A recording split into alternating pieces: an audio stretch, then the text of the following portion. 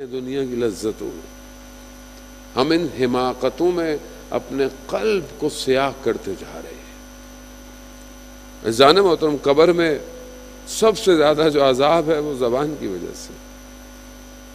خوب مولا کائنات نہج البلاغہ میں کیا فرماتے ہیں؟ انسان اپنی زبان کے پیچھے پوشیدہ ہے، یعنی جب وہ اپنی زبان کھولتا ہے تو پتہ چلتا ہے کہ وہ کیا ہے، اور خاص طور پر جب انسان غصے کی حالت میں ہو تب اس کی اصلیت باہر آتی ہے۔ وہ آپ اپنے آپ کو دیکھ لیں، میں اپنے آپ کو دیکھوں، میں آپ کو کیوں کہوں کہ میری حالت اندر سے کیا۔ اسی لیے اپنے اندر کی تربیت کریں، تحمل اور بردباری کریں، اخلاق۔ آج معاشرے میں جو چیز فقدان ہے وہ اخلاق ہے۔ باہر بہت اچھا ہے، مسجد میں بہت اچھا ہے، مگر جب گھر جاتا ہے تو اپنی زوجہ کے ساتھ وہ ایک شخص جسے موت کو تجربہ کرنے کا ہوا، بہت سارے لوگوں کو لائف آفٹر ڈیتھ کے تجربے ہوئے، کوئی کوما میں چلا گیا، کسی کا حادثہ ہوا۔ ایک شخص ٹی وی پروگرام میں آیا، اس نے بتایا کہ مجھے کوما ہوا، میں سمجھ گیا کہ مر گیا۔ میں نے دیکھا کہ عالم برزخ ہے، اور میں نے دور سے دیکھا کہ ایک میز لگی ہوئی ہے، میں سمجھ گیا کہ حساب کتاب ہو رہا ہے۔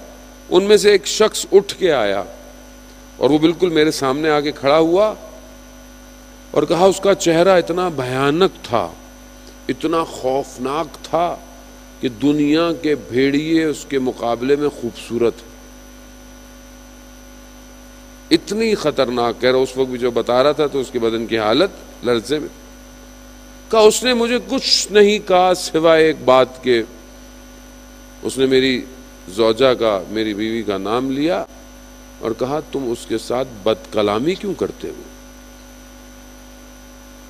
انسان باہر بہت اچھا ہے، باہر بہت میٹھا ہے، لیکن جہاں اس کی آزمائش اور پکڑ ہوتی ہے، آپ یہاں سے گئے بڑی معنویت، بڑی روحانیت کہ انشاءاللہ ہو، اور آپ گھر جائیں اور کوئی چیز آپ کے مزاج کے مطابق نہ ہو تو وہاں آپ پھٹ جائیں، تو وہ شیطان چاہتا یہی ہے کہ میں اس کی ساری عبادت کو ایک لمحے میں ضائع کروں۔ آج گھر جا کر آپ تحمل کیجئے گا، برداشت کیجئے گا، شیطان بھی پریشان ہوگا کہ آج کہاں سے آیا ہے۔ گھر والے بھی تعجب کریں گے کہ کسی غلط جگہ تو نہیں آ گیا یہ شخص۔ وہ ایسی ہوتا ہے عزیزان محترم، جب آپ اس کو دھوکہ دینے کی کوشش کریں گے پریشان ہوگا۔ اور جب کوئی نماز پڑھتا ہے، خاص طور پہ ماشاءاللہ آپ نمازی طبقہ ہے سارا، تو شیطان کی ناک زمین پہ رگڑی جاتی ہے۔ شیطان ساری رات جوان کو جگاتا ہے، سونے سے پہلے یوٹیوب دیکھ لے، انسٹاگرام، ٹک ٹاک، سنیپ چیٹ، آنکھیں بند نہیں ہو رہی ہیں، بند ہو رہی ہیں، خطہ میں نیند آ رہی ہے مگر نگاہیں یہاں پر ہے، اسی حالت میں آنکھیں بند ہوتی ہیں۔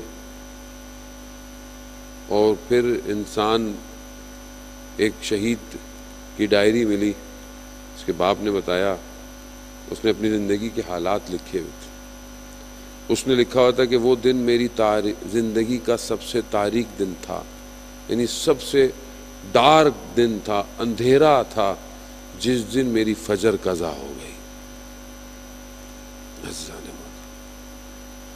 خوب ہمیں اندازہ نہیں ہے کہ خدا کی عبادت جو واجب ہے اس کے بدلے میں خدا ہم سے کیا چاہتا ہے۔